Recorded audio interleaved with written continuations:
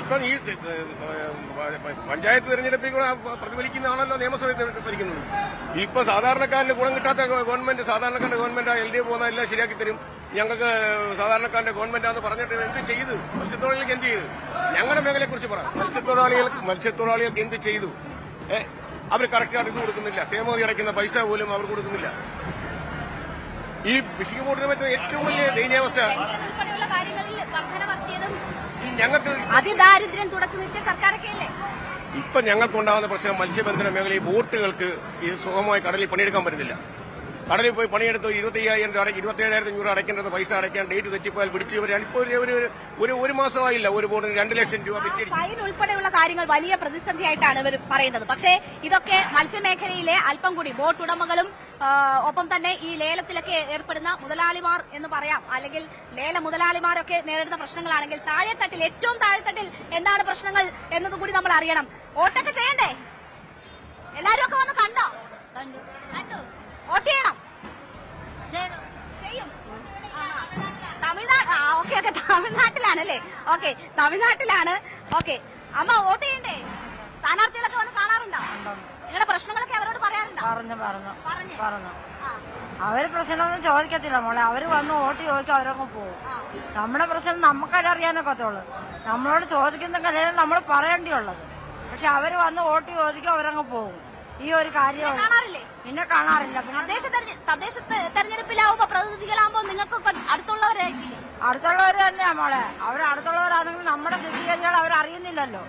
അവര് നമ്മൾ പരാജയത്തിലാണ് ജീവിക്കുന്നുള്ള എല്ലാവർക്കും അറിയാം. ഒരു അപ്പച്ചൻ വയ്യാതെ കിടക്കുക, ഞാൻ ആ അപ്പച്ചനെ നോക്കുക, അങ്ങനെയുള്ള അക്ഷരാവസ്ഥയിലാണ് ഞാൻ ജീവിക്കുന്നത്. നമുക്ക് ഒരു നേട്ടങ്ങളുമില്ല. ഇവിടെ വരുന്ന കിട്ടുന്ന നമ്മൾ ജോലി ചെയ്യുന്നു, അതുകൊണ്ട് നമ്മൾ കഴിയുന്നു. ഇത്രയും കാര്യമുള്ളൂ. എന്താ തെരഞ്ഞെടുപ്പ് ചൂടൊക്കെ അറിഞ്ഞു തുടങ്ങിയോ? തുടങ്ങി. സ്ഥാനാർത്ഥികളെല്ലാം വന്ന് പോയി. വോട്ട് സമയമാകുമ്പോ ഇലക്ഷൻ സമയമാകുമ്പോ എല്ലാരും വരും, വോട്ട് ചോദിക്കും, പോകും. നമ്മളിവിടെ വന്ന് കഷ്ടപ്പെടുകയാണെങ്കിൽ നമുക്ക് ജീവിക്കാൻ പറ്റത്തുള്ളൂ. വോട്ട് ചെയ്യും. പക്ഷേ വോട്ട് ചെയ്യും. വോട്ടിപ്പോ ചെയ്യാൻ നമുക്കൊരു മൗലികാവസ്ഥയില്ല. നമുക്ക് വോട്ട് ചെയ്യണമല്ലോ. വോട്ട് ചെയ്യും. രാഷ്ട്രീയമില്ല. ഈ തദ്ദേശ തെരഞ്ഞെടുപ്പിൽ ആളെ നോക്കിയാണോ പാർട്ടി നോക്കിയാണോ വോട്ട് ചെയ്യുക? നമ്മളിപ്പോ ഈ പഞ്ചായത്തൊക്കെ വരുമ്പോ നമ്മുടെ ആളിനെ നോക്കിയെങ്കിലേ നമുക്ക് ചെയ്യാൻ പറ്റുള്ളൂ. നമ്മൾ പാർട്ടിയെ നോക്കുന്നതേ ഇല്ല. ഓക്കെ. അപ്പോ ഇവിടെ ഈ അവിടെ നിന്ന് ലേലത്തിലെടുക്കുന്ന മീനാണ് ഇവിടെ കൊണ്ടുവന്ന് കച്ചവടം നടത്തുന്നത്. അത് അവരിൽ നിന്ന് മേടിച്ച് ഇവിടെ കച്ചവടം നടത്തുന്നവരെയാണ് നമ്മൾ കാണുന്നത്. സ്ഥാനാർത്ഥികളൊക്കെ വന്ന് കണ്ടായിരുന്നോ? എങ്ങനെയുണ്ട്? മത്സ്യമൊക്കെ കിട്ടുന്നുണ്ടോ? കച്ചവടമൊക്കെ നല്ലതാണോ? മോശമാണോ? ബുദ്ധിമുട്ടാണോ? മോശമാണല്ലേ? എന്തെങ്കിലും പറയാനുണ്ടോ? തെരഞ്ഞെടുക്കപ്പെടാൻ പോകുന്ന ജനപ്രതിനിധികളോട് പറയാനുണ്ടോ? കച്ചവടം മോശം. എന്താ പറയാനുള്ള? സ്ഥാനാർത്ഥികളോട് എന്തെങ്കിലും പറയാനുണ്ടോ? പാർട്ടികളോട് എന്തെങ്കിലും പറയാനുണ്ടോ? പാർട്ടികളോടൊന്നും പറയാനില്ല. മീനെല്ലാം ഭയങ്കര റേറ്റ്, വില കൂടുതൽ. തൂക്കം വന്നുകൊണ്ട് ഞങ്ങൾക്ക് ഭയങ്കര നഷ്ടങ്ങളാണ്. തൂക്കം വന്നെന്ന് വെച്ചാ ത്രാസ് തൂക്കം. അപ്പോ അവരുടേതായിട്ടുള്ള പല പ്രശ്നങ്ങളാണ് അവർ ചൂണ്ടിക്കാട്ടുന്നത്. നമുക്കറിയാം ഈ അമേരിക്കയിലെ താരിഫ് വർധന പോലും നേരിട്ട് ബാധിക്കുന്ന മേഖലയാണ് മത്സ്യമേഖല. അപ്പോൾ അത് മുതലുള്ള പ്രശ്നങ്ങളുണ്ട്. വൻകിടക്കാർക്കും ചെറുകിടക്കാർക്കും ഈ ലേലമെടുത്ത് ഇവിടെ കൊണ്ടുവന്ന് ഈ മത്സ്യങ്ങൾ ചില്ലറ വിൽപ്പന നടത്തുന്നവർക്ക് വരെ വലിയ വലിയ പ്രശ്നങ്ങളാണ്. ബോട്ടുടമകളുടെ ഏറ്റവും വലിയ പ്രശ്നം ഡീസൽ സബ്സിഡി ഇല്ല എന്നുള്ളതാണ്. അതിലുള്ള പ്രശ്നമാണ് അവർ ചൂണ്ടിക്കാട്ടുന്നത്. തമിഴ്നാടിനും മറ്റിടങ്ങളിലുമൊക്കെ ആകാമെങ്കിൽ എന്തുകൊണ്ട് കേരളത്തിൽ മാത്രം ഇത്തരം ഒരു സമീപനം എന്നത് അവർ ചൂണ്ടിക്കാട്ടുന്നു. ഇതിപ്പോൾ വലിയ തരത്തിൽ ലേലം നമുക്ക് കാണാം, പിന്നിൽ കാണാം. അവിടെ വലിയ ബോട്ടുകൾ വരികയും അവിടെ നിന്ന് മത്സ്യം കിട്ടുന്നു, അത് ലേലം വിറ്റു അങ്ങോട്ട് മാറുന്നതാണ് കാണുന്നത്. അതുമായി ബന്ധപ്പെട്ട് നിരവധി പേർ ജോലി ചെയ്യുന്ന നീണ്ടകര ഹാർബറിലാണ് നമ്മൾ ഇരിക്കുന്നത്. പക്ഷേ മത്സ്യമേഖലയിൽ ഇപ്പോൾ മത്സ്യത്തിൽ അവർക്ക് സംതൃപ്തി ഉണ്ട് എങ്കിൽ പോലും അതിനപ്പുറം നിരവധി പ്രശ്നങ്ങളുണ്ട്. അതിലേക്ക് ആരും എത്തുന്നില്ല. വോട്ട് ചോദിക്കാൻ വരുന്നു, അവർ പോകുന്നു എന്നതിനപ്പുറം അവരുടെ പ്രശ്നങ്ങളിൽ ഇടപെടൽ ഉണ്ടാകുന്നില്ല എന്നതാണ് അവർ ചൂണ്ടിക്കാട്ടുന്നത്. പക്ഷേ അവർ അവരുടെ സമ്മതിദാന അവകാശം വിനിയോഗിക്കുമെന്ന് പറയുന്നു. അത് തദ്ദേശ തെരഞ്ഞെടുപ്പിനെ സംബന്ധിച്ച് നോക്കുകയാണെങ്കിൽ അത് പാർട്ടി നോക്കിയല്ല, വ്യക്തികളെ നോക്കിയാണ് ഞങ്ങൾ വോട്ട് ചെയ്യുക എന്നതാണ് പറയുന്നത്. ഇവിടെ 2 പേരും കൂടി ഉണ്ട്. കച്ചവടമൊക്കെ എങ്ങനെ പോകുന്നു? നല്ല രീതിയിൽ പോകുന്നു. തദ്ദേശ തെരഞ്ഞെടുപ്പിലെ സ്ഥാനാർത്ഥികളൊക്കെ വന്നോ? ഇല്ല, വന്നില്ല. വീട്ടിലൊക്കെ വന്നോ? വോട്ട് ചെയ്യണ്ടേ? മാറുമോ? കൊല്ലം മാറുമോ ഇത്തവണ? എന്തുവന്ന് അറിയാൻ വയ്യ. രാഷ്ട്രീയ പാർട്ടിയിലൊക്കെ ഉണ്ടോ? നമുക്ക് അങ്ങനൊന്നും പാർട്ടിയൊന്നുമില്ല. കച്ചവടം നടന്നാൽ മതി. നമ്മുടെ വീട്ടിലേക്കുള്ള പൈസ കിട്ടിയാൽ മതി. ഇപ്പൊ എന്താ ഇപ്പൊ മത്തിയൊക്കെ ഇഷ്ടം പോലെ കിട്ടുന്നുണ്ട്, നല്ല സീസൺ. വെള്ളമൊന്നും പോയില്ല അവിടെ, വെള്ളമൊന്നും പോയില്ല, അതുകൊണ്ടൊന്നും മത്തി കുറവാണ്. പൊതുവെ മത്തിയുടെ സീസണാണ്.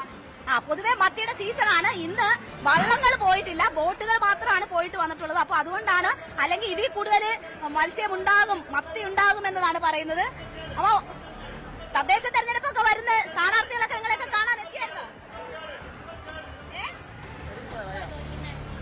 തദ്ദേശ തെരഞ്ഞെടുപ്പിന്റെ ചൂടൊക്കെ അറിഞ്ഞു തുടങ്ങിയോ നിങ്ങള്? തദ്ദേശ തെരഞ്ഞെടുപ്പില്ലേ എല്ലാരും വന്നോക്കളെ, വോട്ട് ചെയ്യണ്ടേ? വോട്ട് ചെയ്യണം. പാർട്ടി നോക്കിയാണോ വോട്ട് ചെയ്യുന്നത്, അതോ എങ്ങനെയാണ്? അതിന്റെ ഒരു മാനദണ്ഡം എന്താ? ഞങ്ങൾക്ക് പാർട്ടിയുണ്ട്, അവരവർക്ക് പാർട്ടിയുണ്ട്.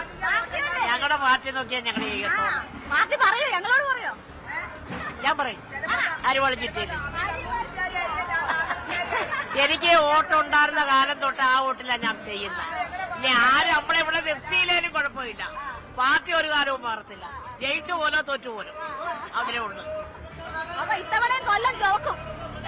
ഇത്തവണയും കൊല്ലം ചുവന്നിരിക്കണം. അങ്ങനെ ജയിച്ചു പോലോ ജയിച്ചില്ല പോലോ നമുക്കൊരു പ്രശ്നമല്ല. നമ്മൾ ചെയ്യാനുള്ളത് ചെയ്തിരിക്കും. മത്സ്യമേഖലയിൽ എങ്ങനെയുണ്ട്? കാട്ടിൽ പോയി ഒളിച്ചിരുന്ന അയ്യപ്പൻ മലമോളി ഇരിക്കുന്ന അയ്യപ്പനെ കൂടെ തോണ്ടി തോണ്ടി ചെമ്പാക്കിയത്. അയ്യോ, ഇതുപോലൊരു നാറിയ ഭരണം ഇനി കണ്ടിട്ടേ ഇല്ല. പോവാണ് എന്തായാലും.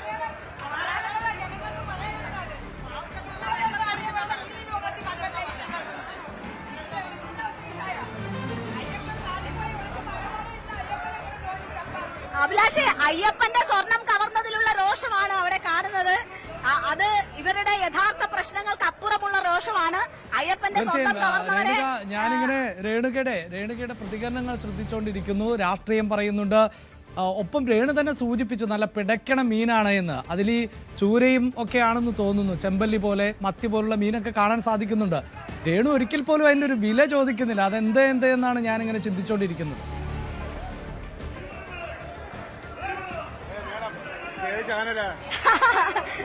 വില ചോദിക്കാൻ ഇത് മൊത്ത കച്ചവടമാണ് KP നടക്കുന്നത്. മൊത്ത കച്ചവടമാണ്. ഒരു കൊട്ട നമുക്ക് ചോദിക്കാം. ഇത് ഒരു കൊട്ടയിൽ എങ്ങനെയാണ് മീനിന്റെ ഇതിന്റെ വില എങ്ങനെയാ? ഇതിന്റെ വില എങ്ങനെയാ? 50 കിലോയ്ക്ക് 50 രൂപയാവും. ഇതിപ്പോ എത്ര കിലോ ആണ് ഒരു കൊട്ട? ഇത് 60 കിലോ ആണ്. കുറവാണോ? വില കൂടുതലാ. ഇന്ന് വില കൂടുതലാ. ഇന്ന് വില കൂടുതലാ. ഇന്ന് വള്ളക്കാരില്ല, ഏകാശയാണ് വില കൂടുതലാ. വള്ളം ഇല്ലാത്തതുകൊണ്ട് ഏകാശയാണ് വില കൂടുതലാ. KPയുടെ സംശയം തീർന്നു തോന്നുന്നു. കിലോയ്ക്ക് 50 രൂപ വരെ വില വരും. എന്നാൽ അതത് റീറ്റെയിൽ മേഖലയിലേക്ക് എത്തുമ്പോൾ അപ്പോൾ 50 രൂപ വരെ വില വരുമെന്ന് പറയുന്നത്. ഇന്ന് ഇച്ചിരി വില കൂടുതലാണ്. അത് ഏകാദശി ആയതുകൊണ്ട് വള്ളങ്ങൾ പോകാത്തത് കൊണ്ടാണെന്ന് പറയുന്നു. എന്തായാലും KP നോക്കൂ, നല്ല ഫ്രഷ് മീനാണ്, പച്ച മീനാണ്, ഐസിടാത്ത മീനാണ്. ഞാൻ ഇത്രയും ഫ്രഷ് ആയിട്ടുള്ള മീൻ ഇന്ന് ആദ്യമായിട്ട് കാണുന്നു എന്ന് തന്നെ പറയാം. അത് ഒരുപാടുണ്ട്. മത്തിയാണ് ഏറ്റവും കൂടുതൽ ലഭിക്കുന്നത്. പക്ഷെ 50 രൂപയാണ് ഏറ്റവും താഴെത്തട്ടിലെത്തുമ്പോൾ ഒരു കിലോയ്ക്ക് കിട്ടുന്നത്. നമ്മൾ പക്ഷെ അവിടെ 120, 140, 160 ഒക്കെ കൊടുത്താണ് വാങ്ങുന്നത് എന്നൊരു സാഹചര്യം കൂടി ഉണ്ട്.